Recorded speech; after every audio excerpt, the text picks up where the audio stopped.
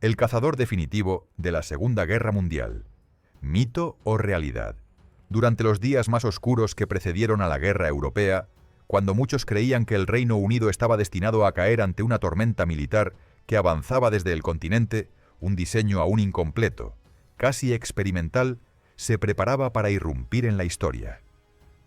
Nadie lo sabía, pero aquel prototipo llamado Type 300 iba a convertirse en el arma aérea más icónica jamás creada por la industria británica.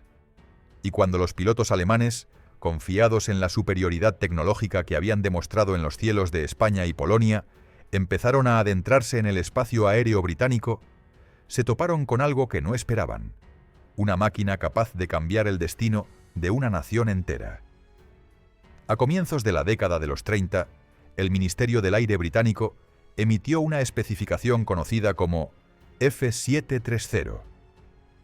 Buscaba un caza avanzado, capaz de volar a más de 250 millas por hora y montar al menos 4 ametralladoras. Era un requisito ambicioso, muy por encima del rendimiento de los biplanos tradicionales que aún formaban la columna vertebral de la Real Fuerza Aérea. Las amenazas europeas estaban creciendo, y el Reino Unido sabía que las guerras modernas se decidirían en el cielo. En este contexto emergió una figura clave: Reginald Joseph Mitchell, un diseñador ya famoso por sus hidroaviones de carreras capaces de romper récords. Dirigía la compañía Supermarine Aviation Works, y su mente estaba acostumbrada a resolver lo que otros consideraban imposible. Mitchell comprendió que el tiempo de los biplanos había terminado. El futuro era de los monoplanos aerodinámicos, ligeros y veloces. Su primer intento para cumplir la especificación oficial fue el Type 224, un aparato con cabina abierta, motor de potencia insuficiente y alas de gaviota que recordaban más a un diseño experimental que a un caza moderno.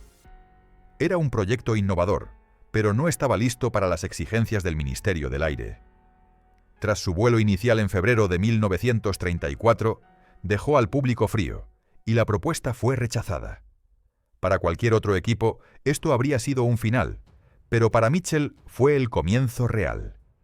Con una determinación solo comparable a la presión geopolítica que se acercaba, Mitchell y su equipo volvieron al tablero de diseño. Esta vez recurrieron a la experiencia adquirida con los hidroaviones del Trofeo Schneider, máquinas pensadas para volar al límite absoluto de lo posible, donde la resistencia del aire y la fricción podían significar la diferencia entre la victoria o la destrucción.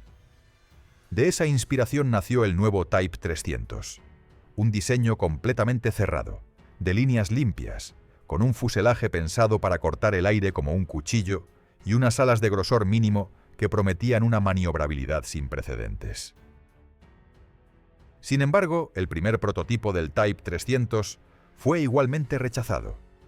Aún así, un cambio crucial había ocurrido. El Ministerio del Aire, aunque no lo aprobó, quedó impresionado. La cabina cerrada, el sistema de oxígeno a bordo y, sobre todo, el motor Rolls-Royce Merlin, una joya de ingeniería capaz de ofrecer una potencia que parecía sacada del futuro, encendieron una chispa de interés. Mitchell recibió algo invaluable: una segunda oportunidad. A finales de diciembre de 1934, el Ministerio otorgó un contrato para mejorar el prototipo bajo una nueva especificación, la F-13-5. Era el empujón final que necesitaban para crear algo verdaderamente extraordinario. Durante los siguientes meses, el equipo probó configuraciones de armamento distintas. Algunas montaban 2 ametralladoras Vickers, otras 4 Browning de calibre 30. Lo que sí permaneció inalterable fue la estructura aerodinámica, y en marzo de 1936 apareció el aparato conocido como K-5054. Su primer vuelo, pilotado por el experimentado Joseph Mudd Summers, no solo confirmaría el potencial del nuevo caza, abriría el capítulo inicial de una leyenda. El K-5054 presentaba un conjunto de innovaciones que el público británico jamás había visto. Sus alas, de forma elíptica casi perfecta, reducían la resistencia aerodinámica de manera radical y permitían un giro más rápido y estable durante los combates aire-aire. La cola curva proporcionaba control a altas velocidades, y el tren de aterrizaje estrecho, completamente retráctil, trasladaba el peso directamente al fuselaje para mejorar la estabilidad en tierra. Pero lo que más impresionó al Ministerio del Aire fue cómo todo encajaba como una sola pieza. No era un avión con mejoras. Era un diseño concebido desde cero para ser superior. El pedido llegó casi inmediatamente. Más de 300 unidades debían fabricarse lo antes posible. En junio de 1936, la aeronave apareció de nuevo, esta vez en un espectáculo aéreo en el aeródromo de Hendon. La multitud quedó atónita al ver un monoplano tan elegante realizando maniobras fluidas que parecían imposibles. Aunque el público no lo sabía, ese día había asistido al nacimiento del futuro símbolo de resistencia británica. Sin embargo, no todo era triunfo. Mitchell estaba librando una batalla contra el tiempo. Su salud se deterioraba rápidamente debido a un cáncer diagnosticado en 1933. Aún así, siguió trabajando con la misma intensidad hasta sus últimos días. El 11 de junio de 1937 murió, dejando tras de sí un proyecto que aún necesitaba ser pulido, mejorado y producido en masa para una guerra que ya se veía venir. Tras su muerte, la responsabilidad recayó en Joe Smith, amigo cercano y colaborador de confianza. Smith heredó un diseño brillante pero incompleto, un prototipo prometedor rodeado de una burocracia exigente, una producción lenta y una nación que necesitaba desesperadamente modernizarse. A finales de 1938 comenzaron a entregarse los primeros Spitfire de producción, pero la velocidad de fabricación era insuficiente. Las tensiones en Europa crecían, Alemania reforzaba su poder militar y cada mes perdido podía costar cientos de vidas. El Ministerio del Aire presionó a Supermarine, debían acelerar o perderían el contrato. La compañía, ya al límite de su capacidad, sabía que no tenía margen de error. La tormenta que se avecinaba haría que el Spitfire pasara de ser un avión avanzado a convertirse en el corazón de la defensa aérea británica. La responsabilidad era inmensa, el tiempo era escaso, y el destino del Reino Unido comenzaba a entrelazarse con el destino de esta máquina. La verdadera lucha aún no había comenzado. ¿Y tú qué opinas del papel del Spitfire en los inicios de la guerra? Cuéntame desde dónde ves este video y qué piensas en los comentarios. Y si te gustan estos análisis sobre aviación histórica, no olvides suscribirte para no perderte los próximos episodios. Mientras los primeros Spitfire salían lentamente de las líneas de producción, el ambiente político europeo se volvía cada vez más insoportable. La Alemania de Adolf Hitler, después de haber absorbido territorios sin enfrentar una respuesta contundente, avanzaba hacia un conflicto abierto que parecía inevitable. Para el Reino Unido, que aún recordaba las heridas de la Gran Guerra, la posibilidad de una segunda confrontación global coexistía con un hecho alarmante. Su fuerza aérea todavía no estaba lista. Los primeros Spitfire de serie, correspondientes a la variante conocida como Mark I-A, comenzaron a llegar a los escuadrones a finales de 1938. Eran máquinas modernas, equipadas con el motor Rolls-Royce Merlin II y armadas con 8 ametralladoras Browning de 7 mm con 7, integradas en sus alas elípticas. Sin embargo, el ritmo de entrega distaba mucho del que exigía la situación internacional. Supermarine, cuya fábrica en Woolston operaba ya a máxima capacidad, sufría retrasos, escasez de componentes y dificultades para coordinar la producción con otros proveedores. A ello se sumaba la resistencia inicial de la empresa a compartir los planos con fábricas externas, temiendo que una aceleración descontrolada pudiera comprometer la calidad del diseño. La Real Fuerza Aérea presionaba cada vez más.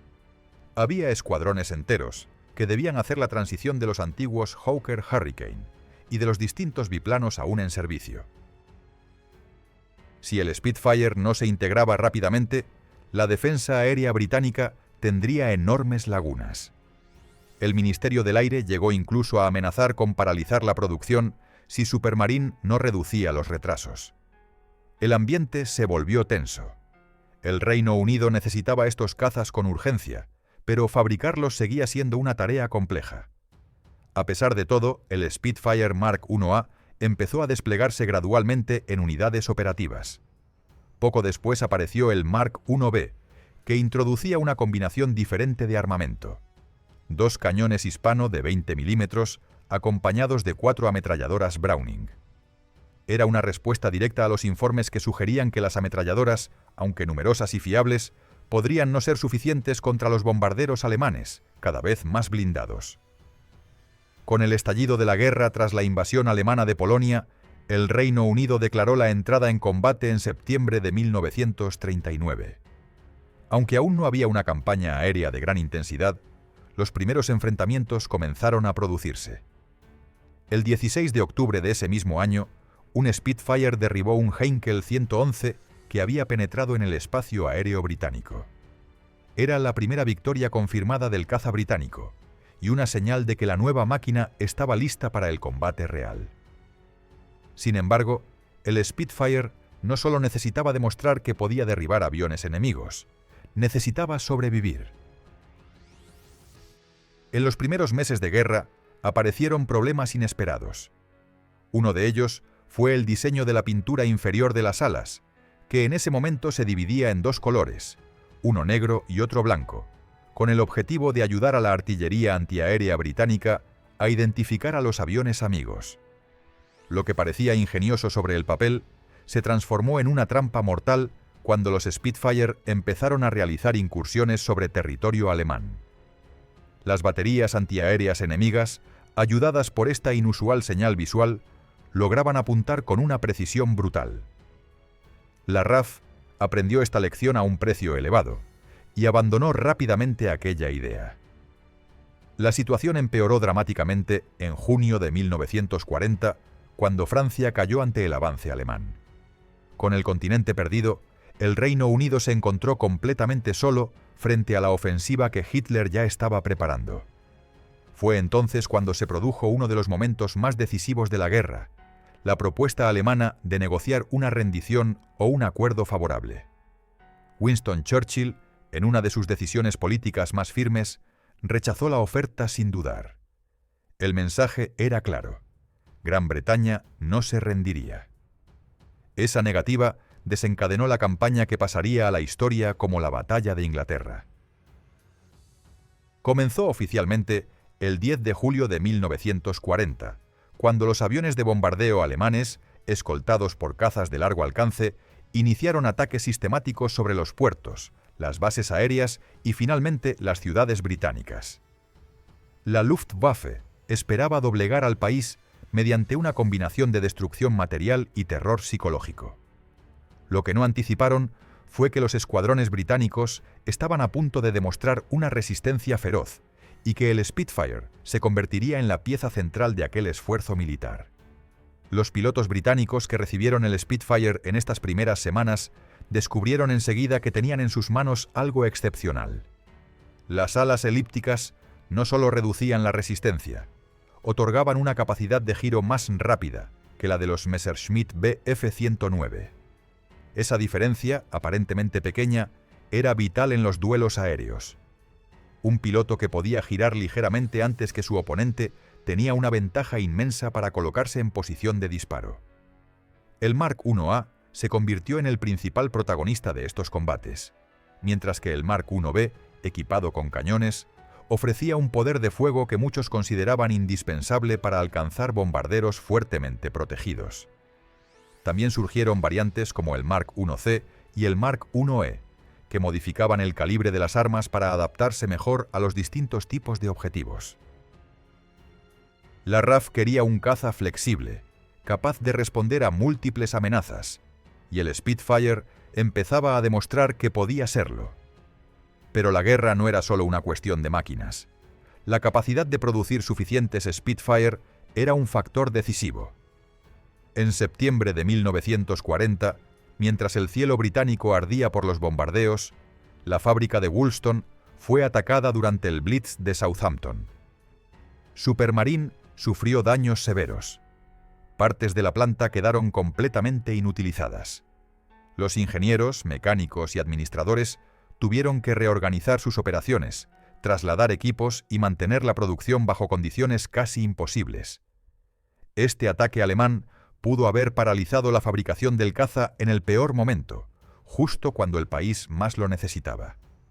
Aún así, el Spitfire siguió llegando a los escuadrones, y cada nueva unidad entregada equivalía a una oportunidad adicional de defensa. Los pilotos comenzaban a identificarse emocionalmente con la máquina. Era rápida, elegante, ágil y respondía de inmediato a los movimientos del mando. Tenía defectos, por supuesto, pero para muchos aviadores era la primera aeronave que les hacía sentir que podían enfrentarse con confianza a los cazas enemigos. Al finalizar octubre de 1940, la batalla de Inglaterra llegaba a su clímax. La Luftwaffe había sufrido pérdidas enormes, mucho mayores de las que esperaba.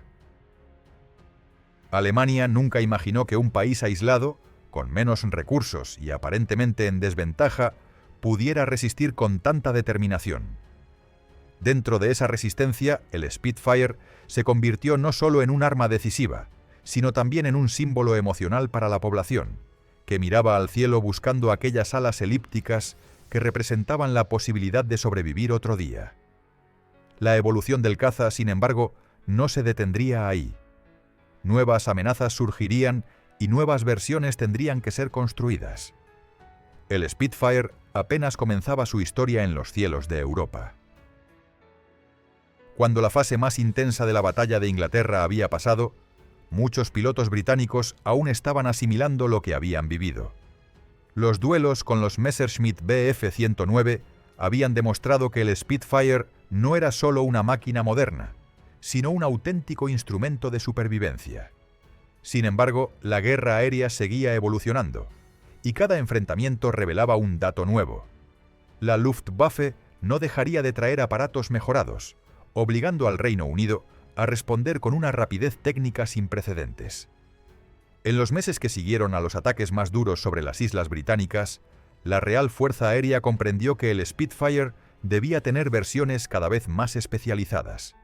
El Mark I, que se había convertido en sinónimo de resistencia aérea, ya no era suficiente.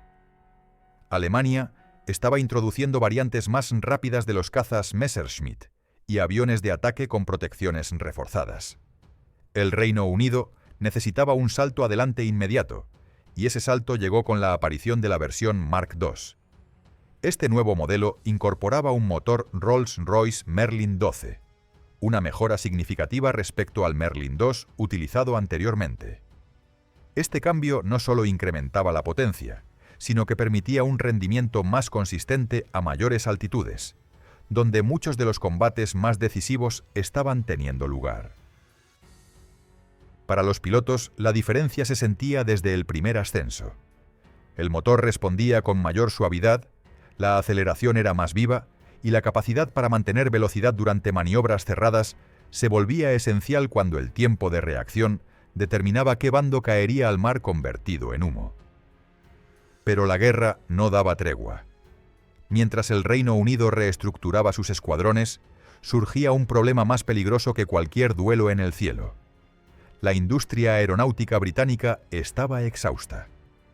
La fábrica principal de Supermarine en Woolston, golpeada durante el Blitz, trataba de normalizar una producción que operaba entre turnos agotadores y reparaciones continuas.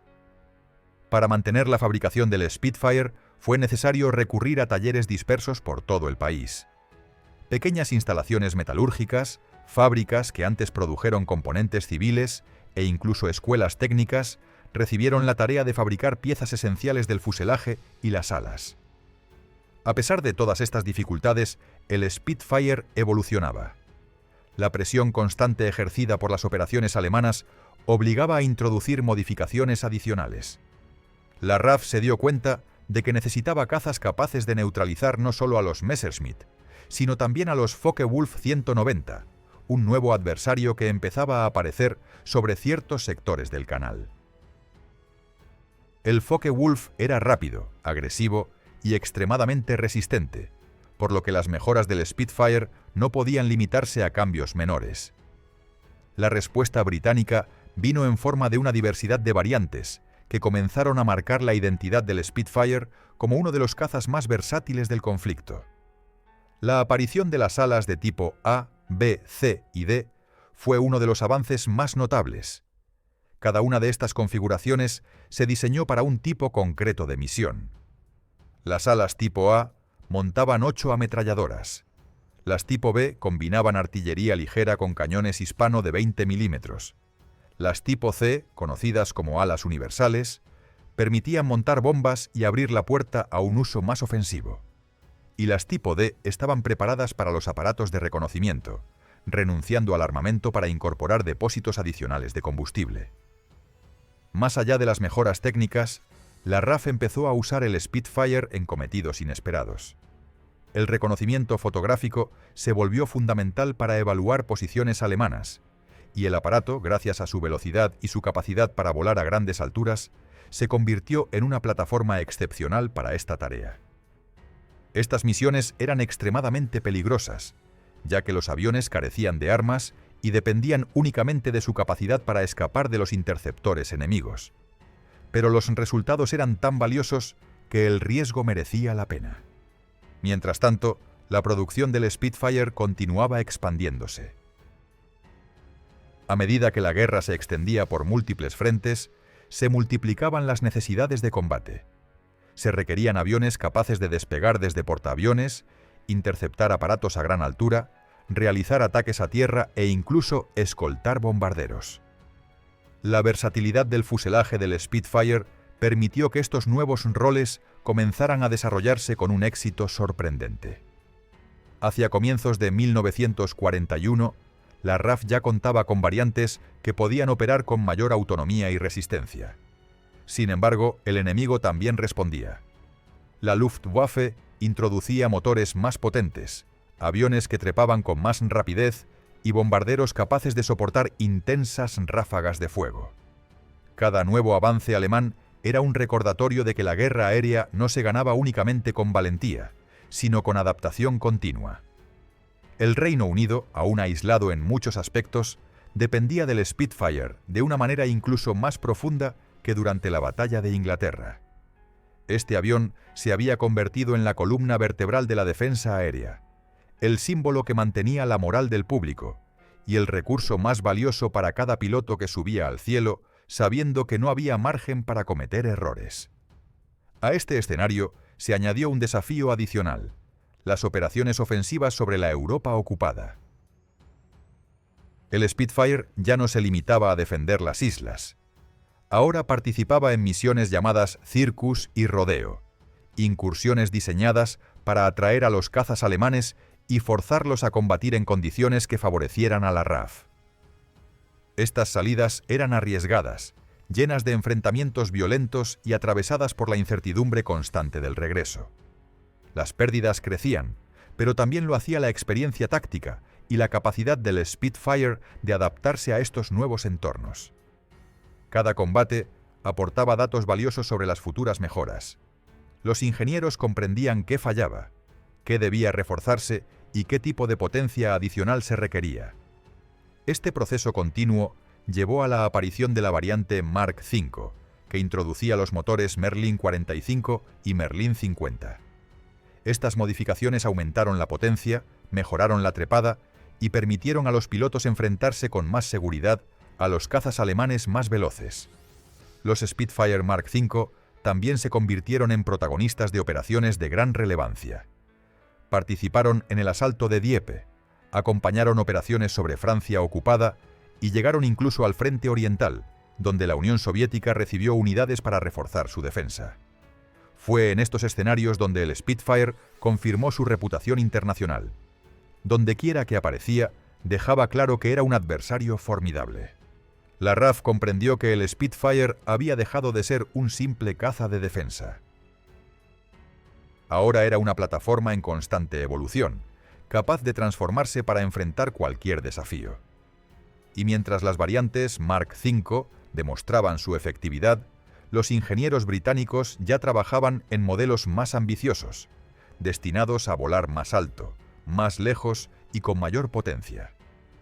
Así, mientras la guerra alcanzaba una fase cada vez más global, el desarrollo del Spitfire entraba en un periodo decisivo que marcaría su madurez técnica y su papel más determinante en el conflicto. Mientras los Spitfire Mark V consolidaban su papel en múltiples frentes, el panorama bélico cambiaba con una rapidez inquietante. La Luftwaffe, pese a los reveses sufridos, introducía versiones más avanzadas de sus propios cazas, especialmente los temidos Focke-Wulf 190, cuyos primeros encuentros revelaron una amenaza que no podía ser ignorada. Estos nuevos aparatos alemanes mostraban una combinación de velocidad, aceleración y potencia de fuego que obligaba a la Real Fuerza Aérea a replantear una vez más la evolución del Spitfire. La respuesta británica no podía limitarse a una mejora incremental. Hacía falta una revolución técnica sobre la base del diseño original, una transformación que permitiera al Spitfire dominar incluso en altitudes extremas y escenarios donde la superioridad alemana comenzaba a hacerse visible. Así surgió la variante Mark VI, un modelo concebido específicamente para interceptar aviones enemigos que operaban a cotas mucho más elevadas de lo habitual. El Spitfire Mark VI incorporaba un motor Merlin 46, un sistema de cabina presurizada y unas alas notablemente extendidas para mejorar la sustentación en alturas donde el aire se volvía ligero y traicionero. Para los pilotos, acostumbrados a la agilidad de los modelos anteriores, el cambio podía sentirse extraño, pero la capacidad para enfrentar bombarderos rápidos que volaban donde antes casi no llegaba ningún caza británico marcó un salto cualitativo. La RAF necesitaba ese alcance, y el Mark VI cumplió esa función en misiones que por su complejidad habrían sido imposibles con versiones previas. Sin embargo, el avance más decisivo aún estaba por llegar. Las experiencias acumuladas en el frente europeo, africano y en los cielos del Canal mostraban un patrón. El Spitfire debía seguir adaptándose para atender papeles más allá del combate directo. Se necesitaban aviones más resistentes, con mayor autonomía, capaces de soportar condiciones de vuelo extremas y también aptos para funciones como escolta de bombarderos y apoyo a tierra. Estas exigencias impulsaron una expansión de variantes nunca vista en la historia de la aviación británica. La creación del Spitfire Mark X, una versión dedicada al reconocimiento fotográfico, demostró cuán versátil podía ser el diseño. Eliminó el armamento y añadió depósitos adicionales de combustible, así como un equipo de cámaras de precisión que permitía registrar movimientos enemigos con un nivel de detalle impensable hasta entonces. Este modelo se convirtió en una herramienta vital para planificar ofensivas, calcular posiciones de baterías antiaéreas o estudiar patrones logísticos del enemigo. La información obtenida gracias a estos vuelos contribuyó directamente al éxito de algunas de las operaciones más arriesgadas de la guerra. Mientras los Mark X operaban silenciosamente sobre territorios hostiles, los ingenieros trabajaban en nuevas adaptaciones del fuselaje. Una de las modificaciones más significativas apareció con el Spitfire Mark XIV. Este modelo incorporaba por primera vez el motor Rolls-Royce Griffon, una bestia de potencia muy superior a la del Merlin. El nuevo motor obligó a rediseñar secciones completas del fuselaje, incluyendo un timón vertical más grande para controlar el enorme par generado por la hélice y una cabina de tipo burbuja que ofrecía una visibilidad excepcional. El resultado fue un caza sorprendentemente veloz y agresivo, ideal para enfrentarse a objetivos difíciles de interceptar. Estas mejoras no solo respondían a la evolución de la Luftwaffe, sino también a las necesidades ofensivas del Reino Unido. La guerra había dejado de ser defensiva. El Spitfire ya no se limitaba a proteger las islas británicas. Ahora participaba activamente en operaciones ofensivas sobre Europa continental. Misiones de ataque a tierra, escolta de bombarderos y asaltos a posiciones estratégicas se convirtieron en parte habitual de su repertorio. El Spitfire Mark XVI llevó esta transformación aún más lejos. Adaptado como un avión de apoyo a tierra, integraba ametralladoras de 12 milímetros con 7 y ofrecía una resistencia mayor durante maniobras a baja altura. Su participación en la operación Market Garden, así como en la liberación de Francia a finales del año 1944, demostró que el diseño podía seguir reinventándose sin perder su esencia. Para los pilotos de la RAF que acompañaban a las tropas terrestres, estos aparatos se convirtieron en un recurso indispensable. Pero la evolución no se detuvo allí. Los ingenieros británicos siguieron trabajando en la serie final de variantes, desde el Mark XXI hasta el Mark XXIV. Estos modelos, equipados con motores Griffon de la serie 61, 64 y 85, representaban el punto culminante de la línea evolutiva del Spitfire. La potencia superaba holgadamente los 2.400 caballos. El diseño del fuselaje incorporaba una espina recortada que mejoraba la visibilidad trasera, y la hélice contrarrotativa mitigaba la enorme fuerza del motor, permitiendo maniobras precisas incluso en ascensos muy pronunciados. Para muchos historiadores, estas últimas versiones representaban una de las cimas técnicas de la aviación de pistón. La guerra en los mares también exigió su propia adaptación. El Spitfire navalizado, conocido como Seafire, permitió llevar el diseño a portaaviones británicos.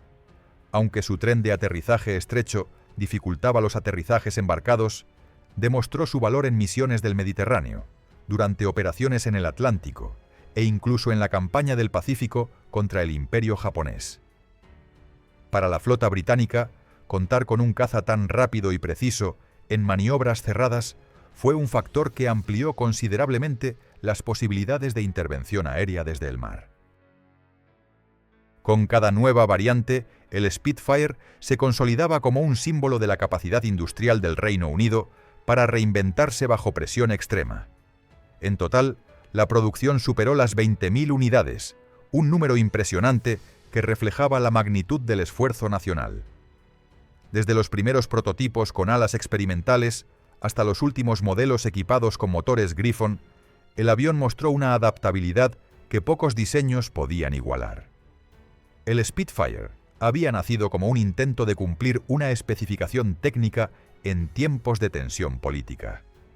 Pero con el paso de los años y la transformación constante del conflicto, se había convertido en algo mucho más profundo. Una plataforma de combate capaz de mutar, crecer y adaptarse a cualquier rol exigido por la guerra moderna. La siguiente etapa sería decisiva: el desenlace de su carrera militar y el camino que lo llevaría a consolidarse como una de las máquinas aéreas más influyentes de todos los tiempos. Con el paso de los años y el crecimiento imparable del conflicto, el Spitfire se había convertido en una figura omnipresente en los cielos aliados. Desde la defensa desesperada durante la Batalla de Inglaterra hasta las misiones ofensivas sobre territorio enemigo, el caza había evolucionado sin detenerse. Pero todavía quedaba una fase crucial: su papel en los últimos años de la guerra y el camino que lo llevaría a cerrar uno de los capítulos más extraordinarios en la historia de la aviación militar. A comienzos del año 1944, la estructura de la guerra había cambiado por completo. El Reino Unido ya no estaba solo, y las fuerzas aliadas preparaban el avance definitivo sobre Europa Occidental. Los Spitfire, que en un principio habían sido cazas de defensa pura, se encontraban ahora respaldando inmensas operaciones conjuntas, que requerían velocidad, precisión y una capacidad de adaptación inmediata. Las últimas versiones del aparato, como los modelos Mark XIV y Mark XVI, permitían afrontar tareas muy alejadas de aquellas para las que Mitchell había diseñado el Type 300 original. El Spitfire Mark XIV, impulsado por los motores Griffon de la serie 60, representaba una auténtica metamorfosis del diseño. La potencia adicional ofrecía aceleraciones fulgurantes y una velocidad máxima capaz de rivalizar con cualquier caza enemigo de pistón, incluso con los más refinados modelos alemanes de los últimos años del conflicto.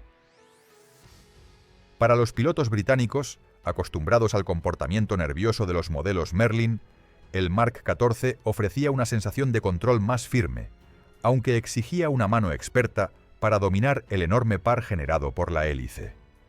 Este nuevo equilibrio permitió a los escuadrones liderar misiones críticas en el periodo previo a la invasión aliada de Normandía. El Mark XVI, por su parte, se convirtió en un actor esencial del combate a baja altura. Armado con ametralladoras de 12 mm con 7 y adaptado al ataque directo sobre posiciones terrestres, se usó intensamente durante la Operación Market Garden y en la liberación de territorios del norte de Francia. Su capacidad para mantener estabilidad en maniobras cerradas cerca del suelo lo transformó en un aliado vital para las tropas que avanzaban entre pueblos destruidos, campos minados y rutas vigiladas por la artillería enemiga. Mientras tanto, en los mares, el Seafire seguía ampliando las posibilidades de la aviación embarcada británica. Aunque las cubiertas de los portaaviones exigían aterrizajes precisos y complicados, su velocidad y capacidad de trepada lo convertían en un recurso invaluable en enfrentamientos sobre el Mediterráneo, el Atlántico y el Pacífico. Fue especialmente útil durante misiones en las que la rapidez para interceptar aviones japoneses era decisiva para la protección de la flota. Si bien el Spitfire nunca fue un diseño pensado para el ambiente naval, su adaptación demostraba una vez más hasta qué punto podía transformarse sin perder su esencia. Al acercarse el final del conflicto europeo, la diversidad de versiones operativas del Spitfire alcanzó un nivel sin precedentes.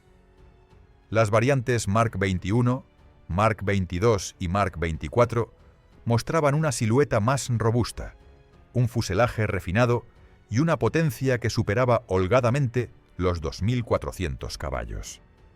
Estas últimas iteraciones representaban la culminación del desarrollo del motor Griffon y convertían al caza en una máquina de rendimiento extremo, capaz de ascender con una agresividad comparable a la de los primeros prototipos de reactores alemanes. Aunque estos modelos llegaron tarde para influir drásticamente en la guerra, establecieron un estándar para los cazas de pistón de posguerra y demostraron hasta qué punto la plataforma diseñada por Mitchell podía soportar modificaciones de enorme magnitud sin perder agilidad. Cuando la guerra en Europa terminó en mayo de 1945, el Spitfire no desapareció del mapa militar. Todo lo contrario. Su fiabilidad y su versatilidad lo mantuvieron en servicio durante los años posteriores, especialmente en fuerzas aéreas que buscaban un aparato confiable mientras los reactores todavía eran una tecnología emergente y costosa. El mundo se reorganizaba políticamente, pero los cielos seguían llenos de aviones de pistón que todavía tenían mucho que decir. El Spitfire encontró su lugar en numerosos países, participó en misiones de entrenamiento, en tareas de patrulla y en misiones de reconocimiento. No obstante, la llegada del motor a reacción marcó el principio del final para todos los cazas de hélice. A mediados de la década de los 50, el Spitfire ya ocupaba un rol marginal en la aviación militar. Pese a ello, su longevidad fue sorprendente. La última unidad operativa se retiró del servicio en el Cuerpo Aéreo Irlandés en el año 1961. Aquella fecha marcó el cierre definitivo de una historia que había comenzado casi 3 décadas atrás en un pequeño taller donde Mitchell y su equipo buscaban romper con todo lo conocido. A lo largo de su trayectoria, el Spitfire no solo acumuló victorias, se transformó en un símbolo nacional. Representó la determinación de un país que se negó a rendirse y el espíritu técnico de una generación que debió aprender a innovar en medio de una crisis existencial. Dejó su huella en el Mediterráneo, en el norte de África, en el Canal de la Mancha, en la Europa ocupada y en los mares donde sus variantes navales extendieron la influencia aérea británica. Cuando historiadores y pilotos contemporáneos evalúan la importancia del Spitfire, no se detienen únicamente en sus prestaciones técnicas, ni en la gran cantidad de variantes que acumuló. Lo que verdaderamente lo define es su capacidad para haber respondido a cada etapa de la guerra con una versión adaptada a los nuevos retos. Pocos cazas del conflicto han demostrado un rango operativo tan amplio, una adaptabilidad tan extrema y una presencia simbólica tan poderosa. Con el tiempo, el Spitfire pasó de ser un diseño arriesgado a convertirse en una leyenda intocable. Y tanto para los británicos como para el resto del mundo, su legado sigue vivo. Fue más que un arma. Fue un recordatorio de lo que puede lograrse cuando la innovación y la determinación se unen en un momento crítico. Si te ha gustado esta historia sobre el Spitfire, deja tu like, comenta qué te pareció y suscríbete para no perderte los próximos episodios. Tu apoyo ayuda a que sigamos contando las historias más fascinantes de la aviación y de la Segunda Guerra Mundial.